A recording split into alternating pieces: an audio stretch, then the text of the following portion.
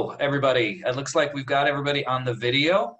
So I'm just going to go around and do introductions. But first, let me say on behalf of the American Planning Association, Illinois chapter, congratulations to all of you for Austin Forward Together in winning the 2020 APA Illinois Opportunity and Engagement Award. So congratulations, everybody.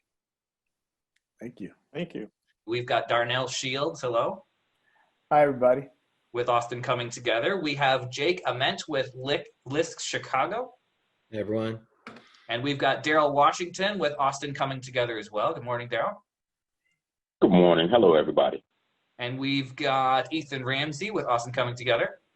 Hello, everyone. And Scott Goldstein with Teska. Hey, Ted. So again, congratulations to all of you. I think it's a well-deserved award. And this is the first award in this category that APA Illinois has awarded. And this was modeled after the Department of Housing and Urban Development Award for the National APA Award. So very exciting for you. It was an honor for us to review the plan. And so what I'd like to do this morning is just kind of talk a little bit about the plan so that you can share with APA participants in the world just a little bit more about it and what makes this plan unique. So just give us a brief overview. Yeah, so the Austin community is one of the largest, geographically one of the largest areas in the city of Chicago. And so when you think about having a plan for such a large area, that is unique within itself because it's very easy for the community to be siloed because of how large it is. And, that has more so worked as sort of a disadvantage historically in our community. And so going through a planning process in the way where it created a tool that allowed our community to focus, our unity into one of our greatest strengths. I think, it was what really makes this plan unique because it really did allow residents in the community to lead the process and take ownership of, the transformation of the area that they live in and that they call home and how they wanted to reimagine it. Yeah, that's excellent. It's good to hear. I think that's a wonderful testament to the amount of empowerment that actually was a part of this. And so just curious if you might want to talk a little bit about some of the methods or the approaches that you used that actually resulted in some of that success. Yeah, there were several methods and approaches I think that were notable. One was, really being intentional about empowering the community to, organize their neighbors so that, they were truly leading it. It wasn't a situation of an organization telling them what to do and how they should do it. It was really helping to give them the tools and the training to be able to organize, their neighbors, their all of their stakeholders that they know of, to be able to actually do the outreach and to engage all of the different folks around what the issues were, so that way what is determined is something that, they all agreed upon and built consensus around. Mm-hmm. And I think, I just add into that, this is one of about 30 community plans that get supported around the city in different neighborhoods in Chicago. But I think Austin was the largest neighborhood that's ever been tried in. So when Darnell and Austin come together, came to us at LISC and said they wanted to do the whole neighborhood, we thought they were crazy because it was just too big to take on. But it was a very clear need to make sure that you unified the community. There's different sub neighborhoods in there that really needed to come together. But I think all of that upfront work that you all did really made it that strong, because well before there were any planners or others involved, it was really the community organizing. It was a core group of neighborhood stakeholders who came together and did that, and then were the leadership through the planning process and handed off the leadership afterwards. So I think that's really what made it stronger, to start with the community and then bring in the city, bring in planners, bring in others when there was that core group aligned. And Ethan, I know you can talk more about how that kind of came together. Yeah, I appreciate that, Jake. I think it's noteworthy to make the point that over 500 stakeholders ended up providing their vision, their thoughts, their deepest desires into the creation of this Austin Forward Together plan. So it's it's this beautiful and powerful document that really reflects our core values. And we were really passionate about, okay, the community has put so much input into the creation of this plan, and we can't let that go. We need to make sure that community input, community organizing is at the roots to its implementation as well. So we created these task forces for every single one of the issue areas laid out in the plan: community narrative, economic development, education, public safety, housing, and civic engagement.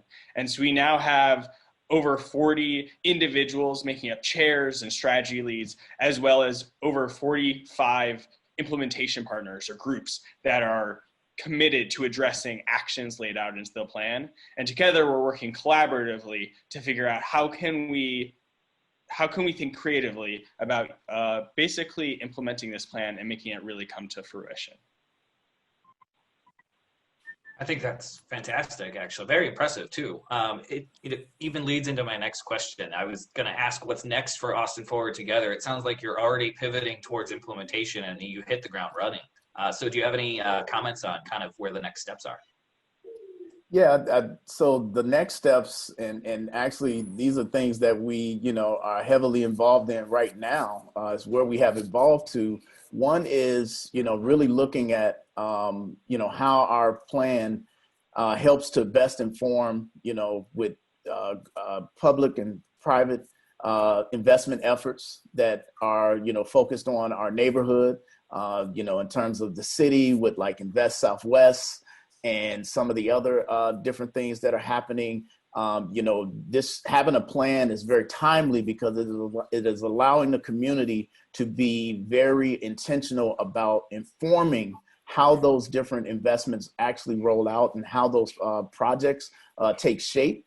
And even more so to the point where we're looking at sort of the impact on physical environment and redevelopment in our community.